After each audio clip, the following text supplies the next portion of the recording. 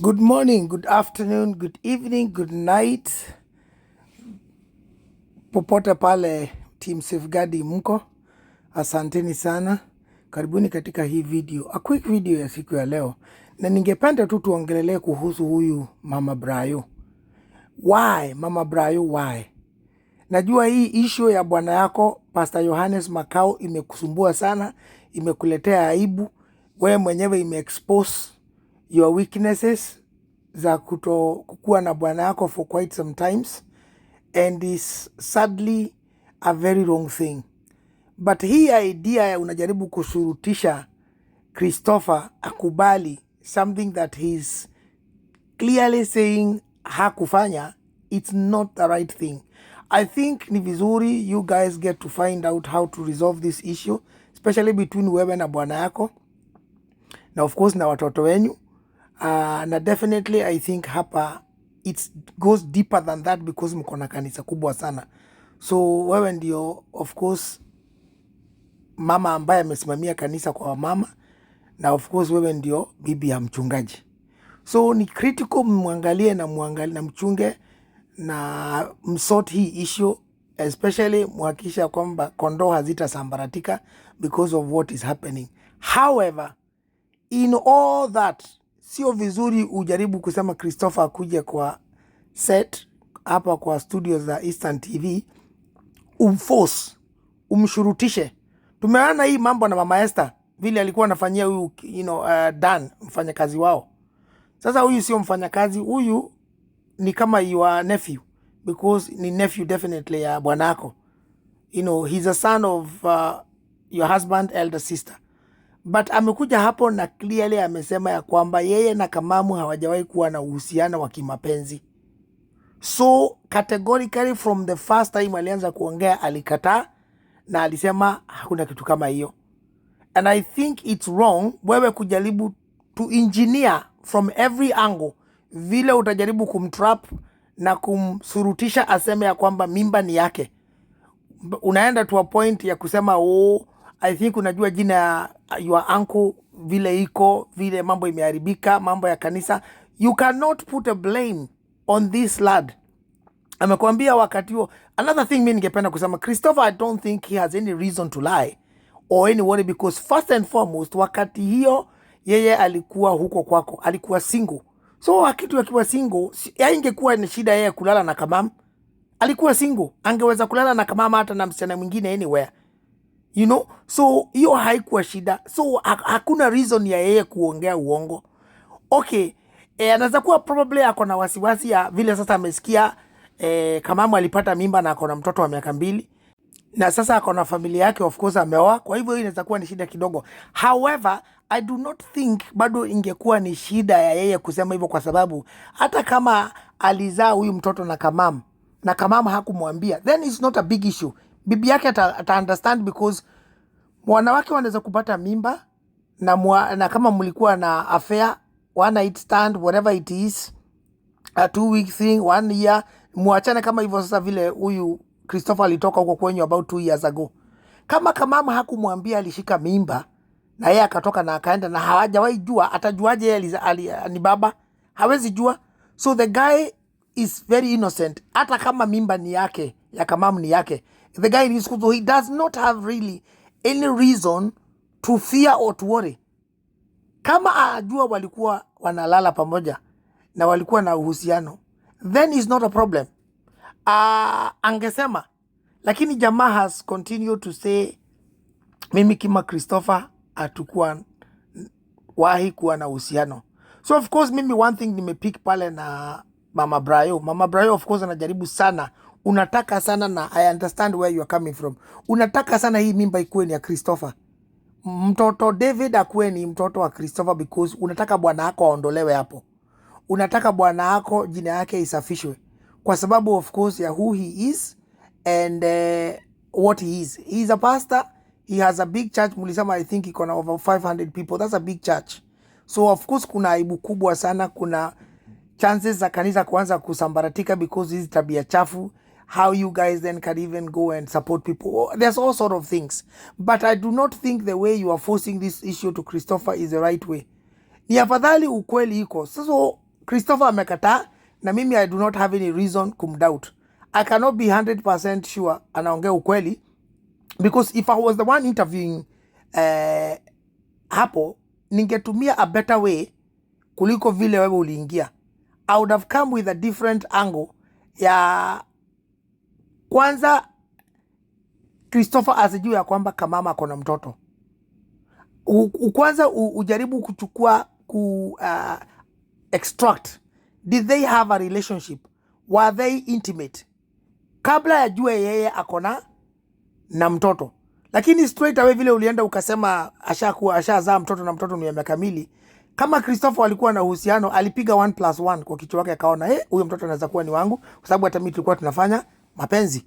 So unaona, so Christopher ataweka guard straight away. So sometimes how you extract information from an individual or from people or from somewhere is very important. Sasa saizi wakosha mwambia Kamama ashapata mtoto na ni wa miaka 2. How do you then expect him to akubali ya kwamba walisha, na saizi hata yako na familia yake na watoto maybe na bibi? He's going to refuse.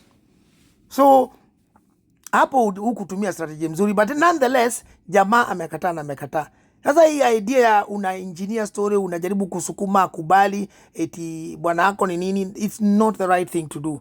Wewe kubali tu Mama Brayo ya kwamba unfortunately your husband was sleeping with your house manager, and na Kamam yeye ndio mama mtoto, yeye ndiye anajua. Honestly, Kamam has very high chances of knowing who the father of the child is, because mwanamke yako katika huo muda wa kushikia mimba, you guys know most of the time. Wakati mwanamke ako in those days, mnajuanga. So very likely Kamama anajua baba ya mtoto ni nani, na amebaki kuegemea kusema ni mchungaji Johannes Makau ambaye ni bwana yako. Of course bwana yako ameendelea kudeny that non-stop, lakini bwana yako kuna kitu kimoja amefanya.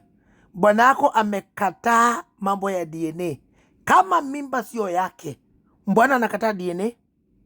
Sasa hapa hata ukikuja ujaribu kushurutisha Christopher aseme mimba ni yake, hata kama Christopher walilala na huyo msichana, how is it going to be known exactly ya kwamba Christopher ndiye alizalisha huyo? Let's assume walikuwa analala na walikuwa hivyo, unasema ulikuwa unaona kwa dirisha saa 9, na hapo umejaribu kujitetea ukasema ulikuwa unaamka kuomba na kusoma Biblia. But I will also be worried, you as an auntie, that you are also very responsible there. Ulikuwa unaona msichana wako wa kazi anafanywa tabia mbaya na mtoto ambaye ni your nephew, and you are not saying anything. Why you not safeguarding msichana wako wa kazi? Kamam alikuja kwako apparently akiwa mdogo na ndiposa akapatiwa jina Kamam. Why were you not safeguarding your house manager wakati ulikuwa unaona your nephew ambaye ni Christopher anamfanyia hizo tabia mbaya? Ulikuwa unasema unamuona kwa dirisha saa 9 ya usiku, unamuona kila siku akitoka. Why were you not safeguarding that house manager? Ulikuwa unajua ulimleta huko afanye kazi, sio akuje huko afanywe awe anafanywa mapenzi na ama were you having fun? Ulikuwa unasema at one point umesema ulikuwa unasema ulikuwa dirisha yako ilikuwa karibu na wao, you were hearing everything. Kwani what is going on hapa Mama Brayo? Hata mimi nimeanza kukuelewa. As a woman of God, why didn't you stand in and protect and safeguard Kamamu? Ulikuwa unajua of course, ama uongea na Kamamu uambie Kamamu, okay Kamamu, najua umeanza kufanya mapenzi na huyu my nephew, but can you protect yourself? I know you are grown up msichana sasa, lakini can you make sure uko protected, you are not going to get pregnant? Because nilikuleta huku ufanye kazi, sikukuleta huku ukuje uwe unafanya mambo kama haya. But kama unataka kufanya, protect yourself, do not get pregnant, have fun. If this is at least what, mbona hukuwa protect? Okay, mbona pia wewe haukuwa protect huyu mtoto wa nephew yako ambaye ni mtoto wa the sister of your husband? Mbona hukuwa protect? Na ulikuwa unajua amekuja huko kwa sababu ya kufanya internship na nini na mambo zake. How are you protecting him from becoming a father when he was not ready to become a father? Because alikuwa amekuja huko kwa sababu ya kusoma na nini ajisaidie. Kama ulikuwa wewe unaona wanafanya hizo mambo zote, why did you never say anything to Christopher or Kamamu then? Unasema very confidently, I never said anything. How are you safeguarding them? I find that very hard to believe.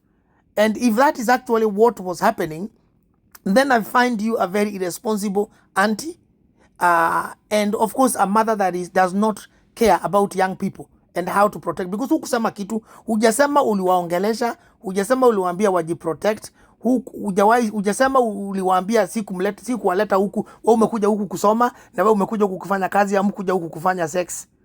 So you never said anything. So you did not protect those two individuals. So hata kama mimba walipata na mtu akakuwa mama mapema na mwingine akakuwa baba, that was your failure kama mzazi na kama auntie. So mimi nashangaa hata kanisani how you are supporting, then how you are going to be supporting this young girl and boys if that is what you didn't do in your own house. What you could not do in your own house, how can you do in the church? So Mama Brayo, hapo umejilet down, na vile umekuja kuongea hapo umejiweka in a place that is of concern, because definitely you have not shown. Sasa mimi nikuulize, if that was favor, Glorious, your daughter, ungemsaidia? Of course kama ungeona msichana wako akifanya hivyo na watu wengine, definitely ungejump na ungeenda kuongelesha msichana wako ama uanze kufokea huyo kijana. But of course because this was not your daughter, that is why probably you didn't say anything.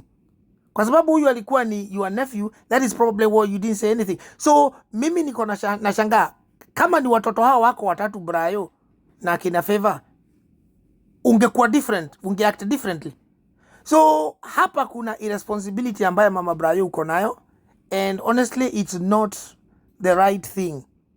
Nimeshangaa why you didn't act, because kazi ya kusafeguard na kuprotect young people na watoto ni ya kila mmoja wetu, and sisi tumeendelea kusema that must be done by everybody. Sasa wewe hii issue ilikuwa ina happen in your eyes, in your ears. Umesema ulikuwa unasikia vile ulikuwa unawaona akitoka kwa servant quarter SQ, na you never said anything.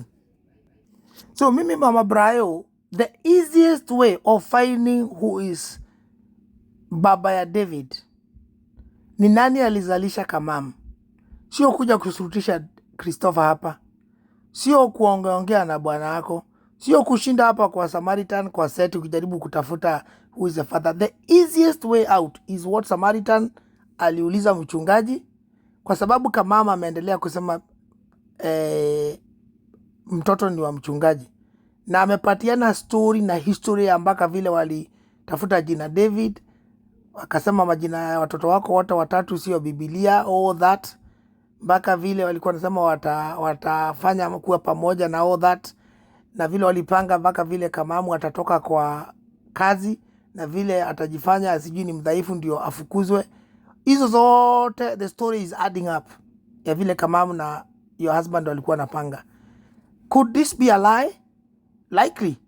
There is also a possibility Kamum could be lying, and Kamum could be seeing the potential of a good father. Of course, ukiweka between Christopher and mchungaji, Kamum will choose mchungaji every time. Kuna kitu ambaye watu wanafaa kuelewa.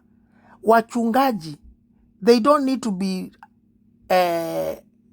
eti akuwe na height fulani ama ni akona pesa. Mchungaji tu, as long as you are a man of God, kuna a glory ambaye inakuanga iko na huyo mtu, because of what we call the anointing. Mungu akikumwagilia mafuta, everything about you changes. You may not be one of the most hunks, nice looking, handsome, but because of the anointing, you are a glory will follow you, ambaye it attracts a lot of individuals towards you. So hii mambo ya Kamum kusema pastor ndio amemzalisha na nini, it can be ni uongo, na inawezekana kuwe mtoto ni wa Christopher. Pia hata iwezekana mtoto sio wa Christopher na sio wa pastor, ni wa mtu huko nje. Kamum alikuwa anadai ya kwamba hakuwa anapatiwa breaks za kwenda nje na nini, but it doesn't matter. Wakati alikuwa anaenda huko kwa duka, anaweza kwenda pahali kwa keja kwa mtu, and kuzaa mtoto ni only 2 seconds. So anything is possible here, and the only way to ascertain, to tell the truth mtoto ni wa nani is to go through a DNA. But guess what? Mchungaji Johannes, Apostle Johannes, amesema yeye hakubaliani na mambo ya sayansi, hakubaliani na mambo ya kufanya DNA, na eti hiyo ita contradict mambo yake na faith yake. That is the only way of knowing. Na mimi nikiangalia, why is pastor refusing to do a DNA? Ili jina yake iondoke. Mama Brayo, kuliko kuja kushurutisha Christopher, kwenda shurutisha your husband na umwambie toa jina yako hapa kwa Kamum by completing a DNA that is going to remove your name from hapo. Hata kama mlikuwa mnalala na Kamum ni sawa, kulala mmelala, lakini mimba sio yako, ama kwa sababu mtoto David DNA imesema wewe ni 0 chance. That is the only way. Ibaki walifanya ngono, walidhini, but at least mtoto sio wake. That is the only way. Lakini mchungaji hataki kufanya hivyo. Why do you think mchungaji anakataa kufanya hivyo? Mchungaji anakataa kufanya hivyo kwa sababu alikuwa anajua first and foremost Kamum adanganyani, alikuwa analala na yeye, and there is very high chances mtoto ni wake. What Kamum has been saying about mambo ya hii ya kukaa na kule anakaa yeye, mambo yote mchungaji anaendaga huko, at some point huwa anakaa huko na amemkodeshea na amemfurnish na nini na amemwambia atakuwa pamoja. That is the truth. It's very likely. But also, nimesema we cannot be 100% sure, and the only way to verify that and to kujua kila kitu ni akubali DNA. DNA itatoa hiyo mambo yote. Mimi naona mchungaji akikubali DNA, the answer is very, very unlikely. So hapa Mama Brayo itabidi tu ukubali ni hapa, hivyo ndivyo mambo iko. Lakini kama mimi ungeniuliza, mimi kama ni mchungaji ningekubali kufanya DNA, na mchungaji already anajua. Kama alikuwa analala na Kamum anajua. Yeye mwenyewe anajua. Na Mungu anajua na shetani anajua. So what's going to happen here? So what is going to happen is ya kwamba unfortunately hii mambo imekuwa chaotic, and the longer it goes, the bad it sits on sehemu za kanisa. Mimi ningeuliza kusort hii issue mapema, and I think Mama Brian has a very high chances hapa.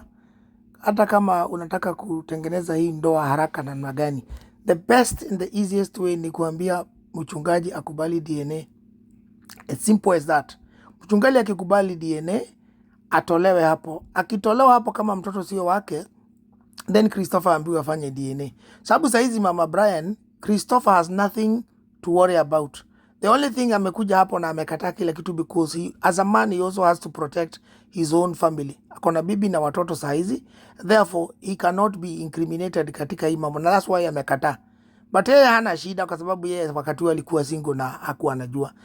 Shida sasa hapa iko kwa Pastor Johannes ambaye ni bwana wako na wewe ni mke wako. Na leo wewe Mama Brian umeadmit hapa kwa Christopher ukasema ulikuwa unaenda Tanzania kufanya biashara huko.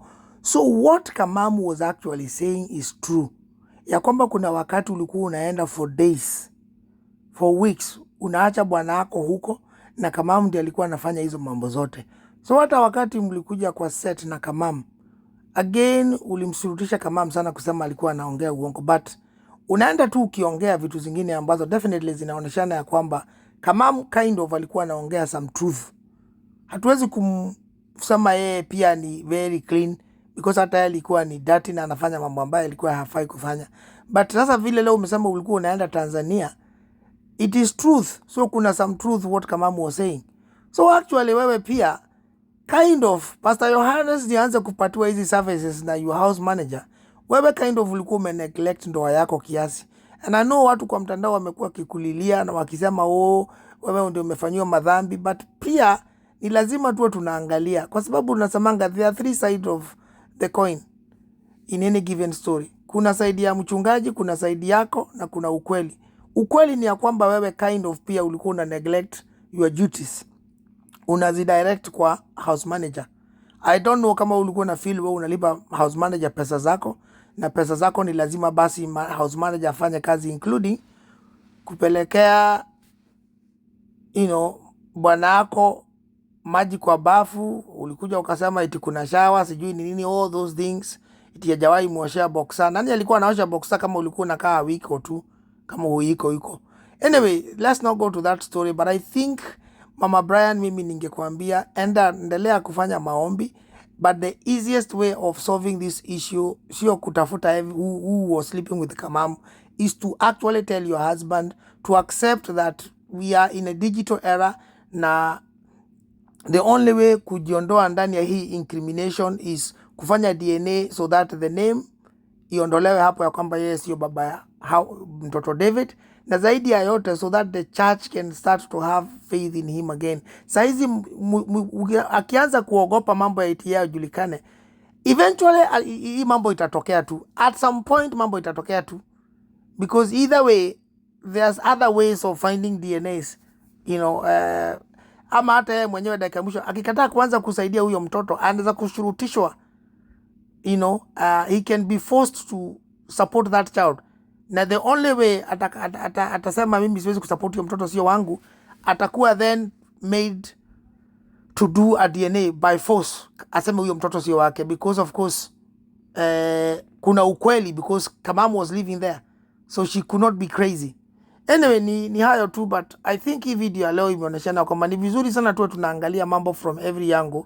Let us not try to force, because sasa what may happen here katika Christopher, Mama Brayo, sasa wewe unaweza kuwa sasa umeenda kuharibia Christopher nyumba yake.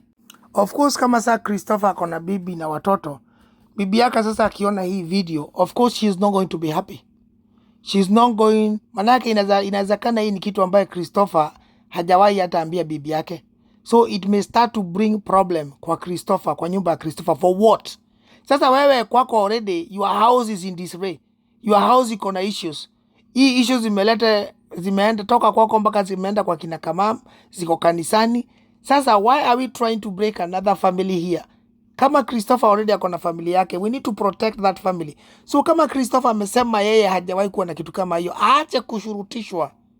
It's important we protect hiyo familia. Again, tusiende sasa ya Christopher naye, sasa bibi ya Christopher ama watoto waseme, oh, our father used to be all this before, mbona hakuniambia ushakuwa na mtoto huko nje, wana hukuniambia ulikuanga na huyu kama ex yako, ulikuwa unalala na house manager. No, it can cause all sort of problems. So instead ya Mama Brian kutengeneza, unaweza kuwa unaharibu zaidi. And this is why we saw it's important for us to do this video, tuweze kuambia watu mambo ikifika pahali kama hapa, hata kabla huyu Christopher aitwe hapa kwa hii set, for the sake of protecting his family. Na wewe kama unampenda, already tulishaona ulishindwa kumprotect wakati huku msaidia na kumwambia hii mambo mnafanya sio mazuri, wewe kama mzazi. Sasa saizi think before you call him kwa hii set, useme kabla tuite Christopher, just in case hiyo nyumba yake pia iharibike, wacha kwanza mimi nihakikishe bwana yangu amefanya DNA. You make and force things in your house to make your husband accept to do a DNA ili jina yake iondolewe hapo. Hata ukijaribu kutafuta 20 men, until your husband DNA is done, hiyo issue bado itakuwa inaegemea kwenu. Because Kamum anasema, ule mama mtu amezaa mtoto anasema mtoto ni wa bwana yako. It's as simple as that. Hope tunaendelea kulearn familia. Please let us not drag people into things that is not necessary until we are certain that is how things are. Ni hayo tu watu wangu. Asanteni. I hope Christopher na familia yake bado wataendelea kuwa intact, na mchungaji atakubali kufanya DNA ili at least the name isotue. Mtoto wa Kamum David, tunakuombea. Please msahau kusubscribe and I'll see you in my next one.